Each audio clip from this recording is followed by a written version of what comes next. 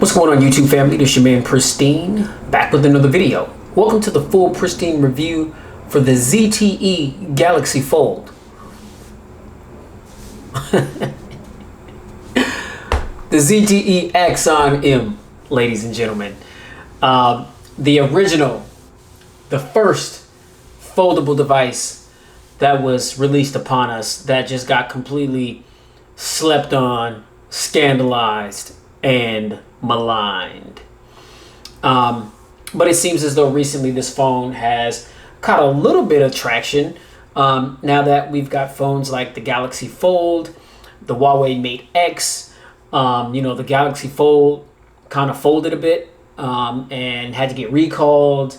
And apparently, from what information is suggesting, is that Samsung has ironed out all the kinks and the Fold is ready for production and for sale, and so there still isn't a launch date for that. But here and now, if you want a foldable device, you can get that from Amazon, and I'll put the link in the description. And it's actually cheaper than when I got it. I paid $153.99 for this thing. Okay, it's on Amazon right now for like $127.99, and so you can get it at a great deal. Now, I've had this thing for a while, and I was a little frustrated with it because ZTE, they decided not to support the device, and because of that, it suffered from not getting timely updates, or just updates at all, rather. And I noticed that before, the phone was kind of glitchy, and I don't know if mine, I don't want to say it's a defective unit, but I just know that certain things weren't functioning properly. You know what I mean? And I get fed up very quickly with tech that doesn't work. I mean, when we buy technology, we understand that it's tech, it's man-made, things can happen, it can break. But I mean, you spend your hard-earned money for something, you want it to work, and if it doesn't work, then it's just like, either you return it or you just kind of, put it away for a little while until you can spend a little bit more time with it. And that was pretty much the situation here with the Galaxy Fold, the ZTE Axon M. And the issue that I was having was, I noticed that a lot of times when I would turn the phone off, that when you turn the phone back on, and whether you've got your SIM card in the phone, and so you've got a 4G LTE connection, or you connect it to Wi-Fi, your phone starts getting all the notifications that it missed throughout the time that you had the phone powered off. And I noticed, sometimes it would be off for some days. And so when I would turn the phone on, then that would be like 3 or 4, maybe a week and a half worth of notifications that would just come pouring into the phone. And it appeared as though the phone could not handle the massive amount of notifications that it was receiving once I would turn it on. And so it would just freeze. Like, you would hear all the notification dings and alerts and the sounds, and of course, while this is happening, the phone would be really slow, it'd be choppy. I'd hit the power button to get to the desktop, which is where I'm at right now, and it wouldn't go to that screen, and then the phone would just power off. And it actually still does that to this day. But I guess to remedy it is I just hold down on the power button for like 30 seconds or something, and then power the phone back on, and then just swipe away the notifications as it comes, and it's good to go. And it's not like I need to see these notifications, because obviously I'm using other phones, and so I'm getting all my notifications on other phones. But I just noticed that's an issue with this phone, and maybe it's something that a software update could correct, but ZTE is no longer supporting this device. So it's just one of those things that I just have to deal with. So as a result, I got frustrated and was just like, you know what? I'm gonna just push it to the back burner when I've got more time. And about a week and a half, maybe 2 weeks ago, I pulled it back out of the archives and turned it on and started messing with it again, and kind of fell in love with it all over again. You know what I mean? And so it's a really good device, just with the exception of that minor little hiccup.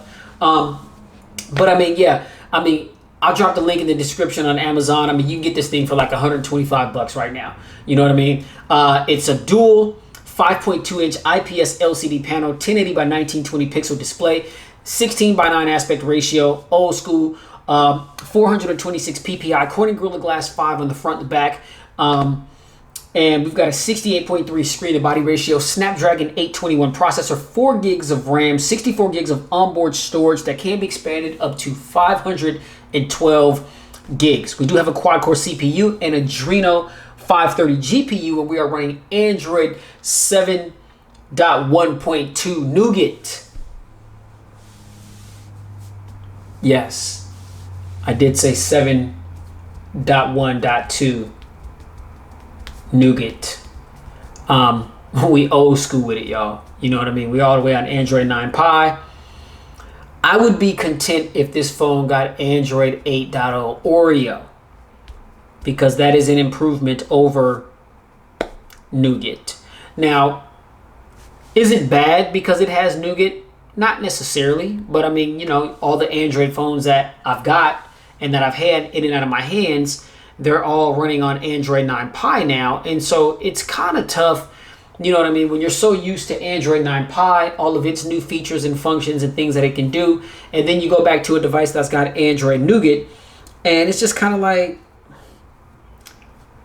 it kind of takes away from the experience. Now, a lot of things are familiar because obviously, you know, our phones used to run on Nougat and that was the thing, but we've evolved since then. You know what I mean? And so, you know, to me, it sucks that ZTE decided to not support this thing at all whatsoever.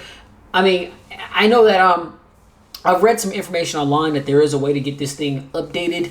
I think it's like you gotta download the updates, you know, from online to like an SD card, and then you can upload the updates from the SD card to the device. But it was only said to only be able to do that with the ZTE Axon 7. It didn't say that you can do that with the Axon M here. And so, I don't know, maybe it's worth the try, because, I mean, hey, if the Axon 7 can do it, I mean, this is a ZTE product, and this came out well after the Axon 7, so this may be capable to do the same thing. So maybe I'll try to do that as well. Or maybe if somebody has done that, let me know in the comments, you know, which steps you took to get that popping, you know what I mean, to at least get this thing updated to Android 8.0 Oreo. But those are the specifications, the price, and the internals. The build quality, this thing is a weapon. I mean, it is solid. It is constructed very well. A lot of the problems that you had, that you saw with the Galaxy Fold, you are not going to see with this phone right here. This thing is a doggone tank. You know what I mean? Like I said, it could be used as a weapon. You know what I'm saying? Somebody flexing, man, you know what I'm saying? And they tripping with you. They all in your personal space, acting like they want to do some harm. Man, I mean, this is a nonviolent protest, but I'm just saying, God forbid, if you're in a situation where you have to defend yourself in close quarters, man, you could take your Axon M out and really give it to somebody. You'll put them to sleep. You know what I'm saying? And this thing probably wouldn't have a scuff on it.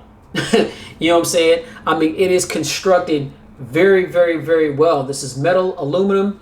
Again, we've got Corning Gorilla Glass 5 on both of the displays. Nope, didn't mean to access the camera there. But yeah, I mean, you know, it is a, let's go ahead and switch the mode there. There we go. The phone is constructed beautifully. It is constructed very well.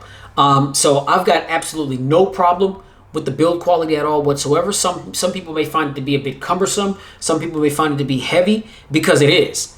It is heavy. It's thick. You know what I mean?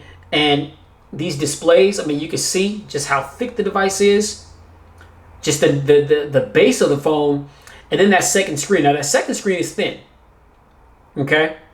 It's very thin, but that base is thick. And then when you close the second screen, then it just makes the device even thicker. I mean, so, you know, walking around with this in your pocket, I can understand how it can get a little cumbersome. You know, it can start to weigh you down a bit. You know, especially considering the you know, how phones are made today. And it's like, you know, we have a lot of phones that are big, but they're still light and manageable to hold at the same time. You know what I mean? Now, I'm not knocking the ZTE Axon M here. You know, its build quality is superb, and I don't mind a little bit of heft or heaviness. I want my device to be durable. Now, I'm the type of person where I don't drop my devices, thankfully. But for those of you who, those types of mistakes do happen, you would want something in your pocket with this type of construction. You'd want something constructed like this because it is definitely going to withstand the test of time from drops and just normal use, being in your pocket, scratches, scrapes, all those kind of things. You're not going to have to worry at all about this thing being able to hold up against normal wear from just, how we use our smartphones on a day-to-day basis. This thing is going to be tried and true with the way that it's built. So I'm a huge fan of the construction of the Axon M, and I feel like personally more phones need to be built like it. I understand, bigger, lighter, powerful. I get it. You know what I'm saying? I understand. But I'm just saying from a durability standpoint, a lot of these phones, Gorilla Glass, whatever, 5, 6, it doesn't keep these phones from breaking. You know what I mean? It's like, this is one of those phones where it's like you don't need a case. Now, I would recommend everybody protect your investment, but there aren't too many cases out there for this thing anyway, which is why it's still being rocked bucket naked. I'm talking about, so I mean, it is what it is, but yeah, I mean, I'm a huge fan of the construction. Now, the cameras, we've got a single 20 megapixel sensor on the front, and that's the same camera that is going to be your rear camera. So how it works is, when you close the phone like it's facing me, like the camera's facing me, okay? But then when you want to take photos with the rear camera, when you access the camera app, if I can get rid of these filters. Okay, so we're gonna swing it around to, wait. Okay, so now it prompts us to swing the camera around, and now we're in the rear camera mode. Okay, so that's how that works. So when you want to if you want to use it as the primary camera, you're prompted to turn the phone around. If you want to take a selfie, then you just hit this little button right there, and you see that it prompts you to turn the phone around, and now it's in selfie mode. Okay, so that's how that works. All right, now, the camera quality itself, I mean, this phone is 2 years old, came out at the end of 2017 or like early 2018. I mean, cameras have made leaps and bounds improvements since then. You know what I mean? So I have to say, this camera compared to today's standards, when we have all these Pixels and OnePluses and iPhones and Xiaomi's and Huawei's, you know what I mean? And other, Motorola's and other companies and OEMs that are making devices with really good cameras. Yeah, these cameras, honestly, they cannot compete with today's standard. Okay. Now, are the pictures still good enough for the average consumer? Absolutely. Absolutely. You know what I'm saying? I mean, the camera, it's not, I'm so used to seeing all these higher end phones or just seeing phones that have cameras that are made in 2019. You know what I mean? And so obviously things are going to be better on devices in 2018 and 2019 than the device that's, came out in late 2017 or early 2018. You know what I mean? But the cameras still do produce good quality photos. Okay, but again, I can definitely see where there is room for improvement. And again, it all leads back to ZTE deciding to stop supporting this device for whatever reason, because had they not, a lot of things can be corrected with software updates. And I feel like this camera could be much better than what it is right now if ZTE continued to support this device. I'm hoping that now that foldable phones is an actual thing now, and these things are getting ready to start rolling out. Like, I know that the Fold is going to be released soon. I'm being told mid-August or something like that. I don't know what Samsung's doing. I mean, I'm hearing that they're going to release it at the same time that they released the Note 10 and the Note 10 Pro. I mean, who knows? The Huawei Mate X is going to be released sometime soon. I'm hearing like late August or like September for the Mate X. Maybe ZTE will bless us with a Axon M2. You know what I mean? And maybe at a more affordable cost. I mean, we'll have to wait and see. But I know that other OEMs are also working on foldable devices in 2019 as well. Performance, again, Snapdragon 821 processor. This was the flagship processor of 2017. And so performance is solid. You know what I mean? Performance is solid. Okay, so look, let's just go ahead and let me switch the mode here and get it on the dual screens. Wait, okay, well, wrong one.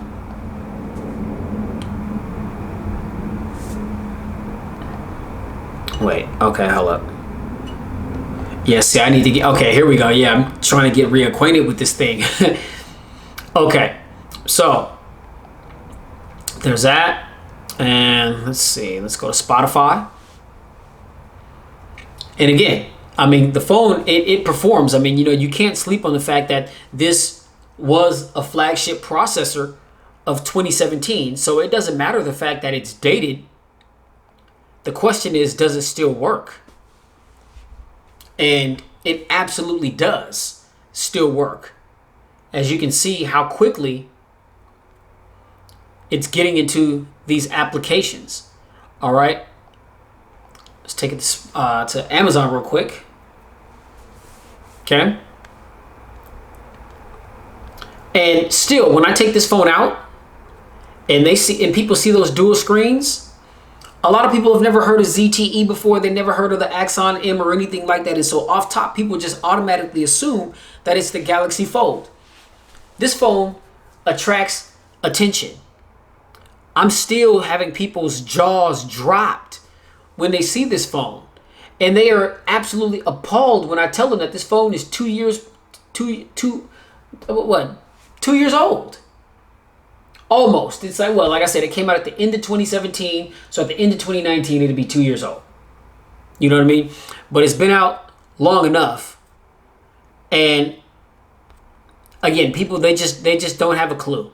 They have no idea at all whatsoever. And you see how quickly it's popping into these applications. Performance, not a problem. Now again, this is what I'm saying here. Like, this is the old school style, the vertical of you know, how our recents. But I mean, RAM management is solid. I mean, you know, back then or even now, 4 gigs of RAM, you know, can be plenty for some people. Some people don't need anything more than 4 gigs of RAM. You know what I mean? Ask all your iPhone users. You know what I mean? That A12 Bionic chip, you know, with them 4 gigs of RAM on that the iPhone XS and XS Max and that XR, and actually the XR has 3 gigs of RAM. Performance beast. That A12 Bionic chip is no joke whatsoever. So there's proof right there that, you know what I'm saying? I mean, do you really need all this RAM? 6 gigs of RAM, 8 gigs of RAM, 12 gigs of RAM? You don't need all that. You know what I'm saying? I mean, you know, a lot of these companies, I mean, they're having, you know, they're cockfighting contests, man. You know what I'm saying? Trying to see who got the biggest pipe. You know what I'm saying? Oh, well, our device has 8 gigs of RAM. Oh, that's all you got? Our device has 12 gigs of RAM. Let me see you top that. You know what I'm saying? I mean, it's like it ain't even necessary. But then another thing, too, that does is it jacks up the doggone price. And we get brainwashed into believing that we need that stuff. And so we end up paying for it. And it's way more than what we need. Like I said, I've been asking a lot of people this. How many of you have paid the premium price for a premium smartphone, is actually using every bit of feature, functionality, and power that phone possesses? How many of you? Not many. So again, I mean, not trying to tell people, you know, how to spend their money. But then it's just, you have to ask, okay, well, was that a smart purchase? What happened to only paying for what it is that you need? Why pay extra if you don't need to? And that's kind of like the kicker that I'm on right now with these mid-range phones, man, because they're getting so good. It's like, why spend money on a flagship? You ain't got to spend any more than $500 on a good quality smartphone right now to get everything that you need. Power, performance, big battery, great cameras, cosmetically beautiful, being able to game, all RAM, storage expansion, all kind of different features and functions. I mean, man, come on now. So we'll pop back into Spotify. Didn't have to reload that. Pop back into eBay. Didn't have to reload that. Okay. Pop back into SoundCloud. Didn't have to reload that. Let's go back to the Bible app and get that word. You know what I'm talking about? Didn't have to reload that. You know? Yeah. I mean, so, you know, you guys get the point. RAM management is solid. Performance on this phone, solid. Now, the battery life, we got a 3,180 milliamp hour non-removable battery. Again, how I use my phones, light to moderate usage, this does me just fine. Does me just fine. I can very easily get through a full day with no problems at all whatsoever and still have some change left over. That's all going to depend on how you use your device. I optimize my battery on my own without having to use the phone's optimization options by keeping things turned off that don't need to be on. I turn off Wi-Fi when I'm not using Wi-Fi. I turn off Bluetooth when I'm not using Bluetooth. I turn off auto sync. And I manually sync my email if I need to check my email on my phone. But in most cases, I'm at home or I'm at work or I've got access to a computer. You know what I'm saying? I don't need to check my email on my phone unless I'm like on the go and I don't have access to any of these things and it's something that I'm really, really looking for. Then, okay, I can just manually, you know, refresh my email and get what I'm looking for. And there it is. But I turn off auto sync because I've got like 3 or 4 different email accounts. I don't need my phone chirping at me every 30 seconds when I get an email from each one of these emails that I've got set up. It contributes to draining your battery. GPS. Why do you need GPS on if you're not using it? It drains your battery.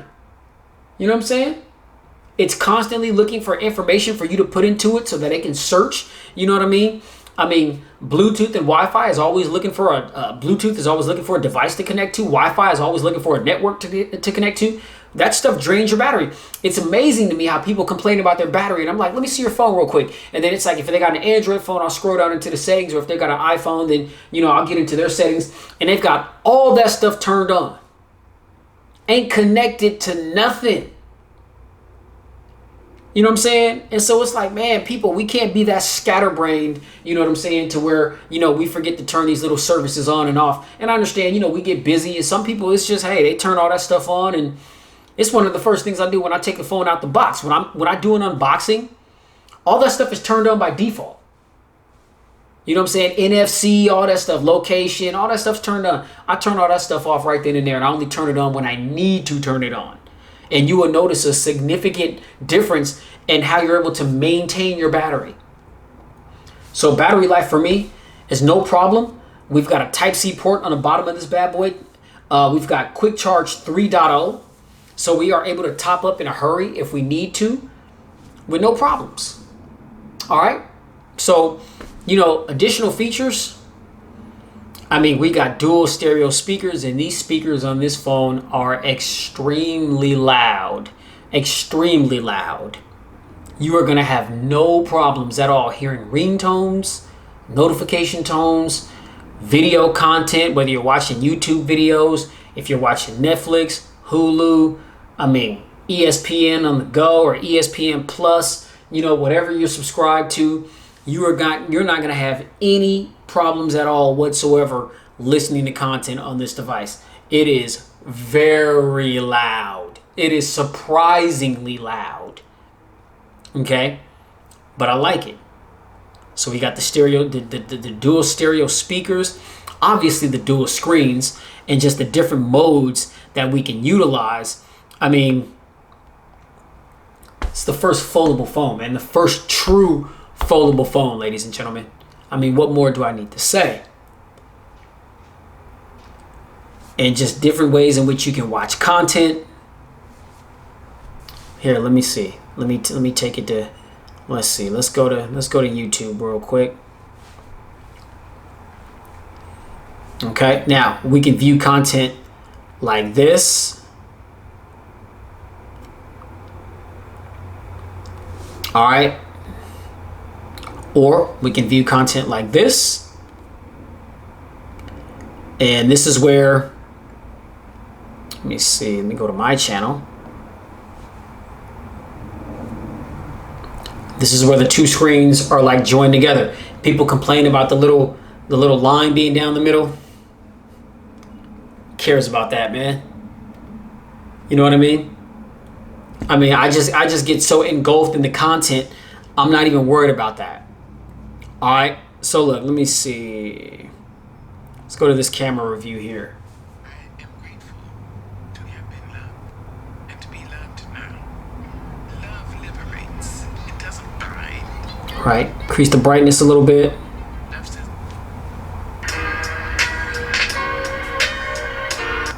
Let's see, let's turn it up.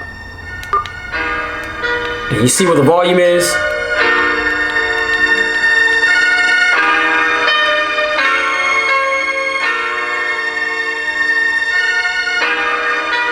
And this is my Moto Z4 versus the Pixel 3a camera review.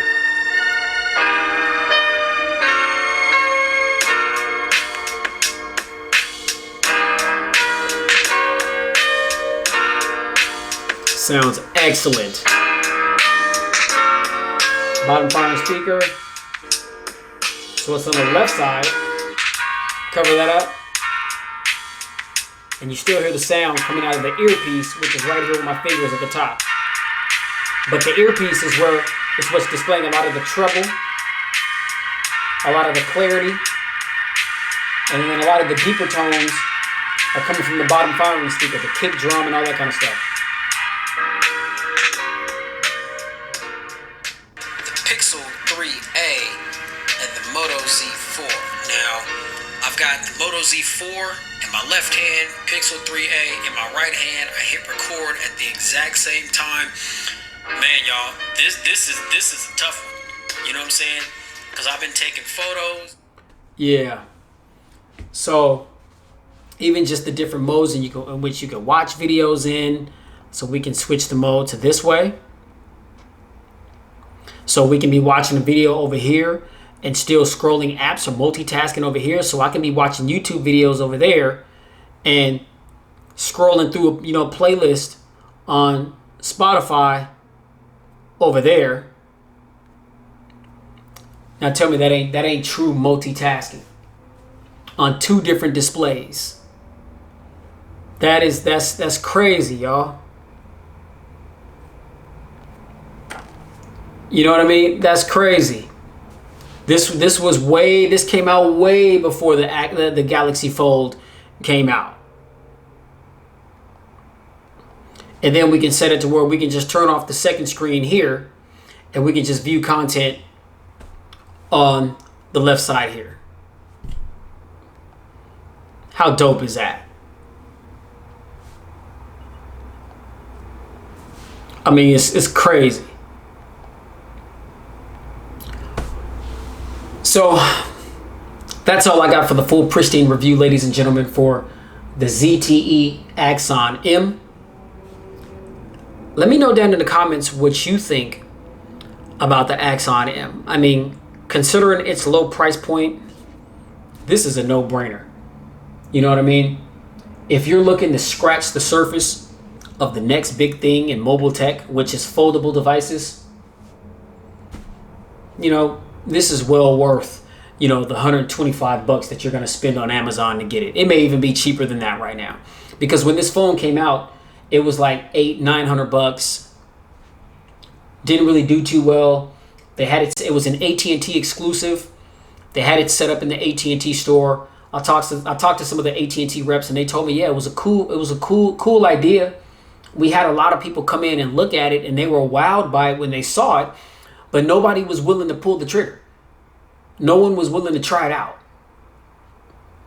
So it was like, you know, nobody was willing to check to try to see how good of a phone it really was, because no one was afraid, you know, no one was willing to take the risk.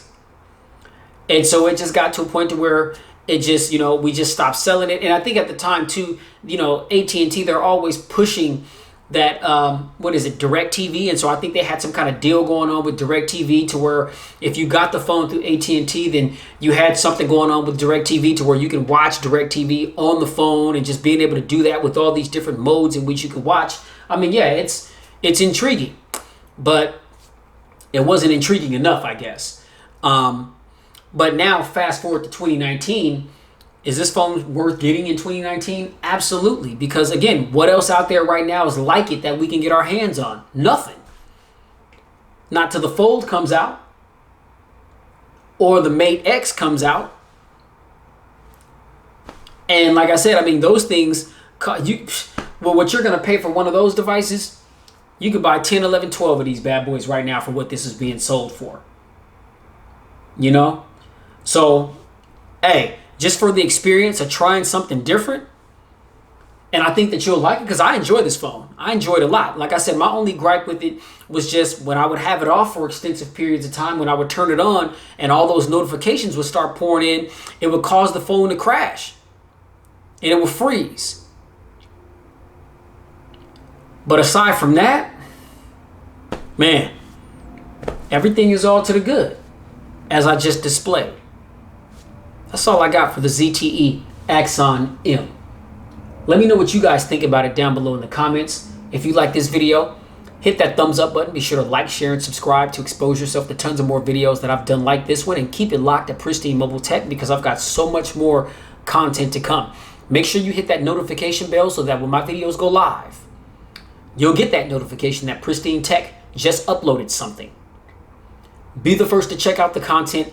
Get down in the comment section, which is where I'm going to be chilling at. And that's where I'll be responding to your questions, comments, or feedback. All right?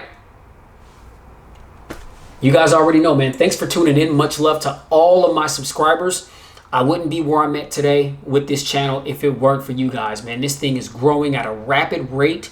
It is very surprising when I go look at my subscriber base and just how fast it's growing. Much love. I appreciate you guys, and I'm happy about the fact that you guys find value in the content in which I create for you guys. This is all a teaching experience to help you guys make an informed decision on what your next smartphone purchase may be. And mobile tech, I've always been a mobile tech geek for years and years and years and years. I'm shocked and appalled that I didn't start this channel years ago. You know what I mean? But mobile tech and football, man, I could talk about this stuff all day, a day. You know what I mean? So yeah, again, much love to all you guys, and you already know, please stay safe, get spiritually fit. 2019, we're definitely living in the last days, man. I'll catch you guys in the next video. Keep it pristine in every aspect of your lives. This is the ZTE Axon M / the ZTE Galaxy Fold. I'm your man Pristine, the host, bringing this here content. Peace. Catch y'all in the next one.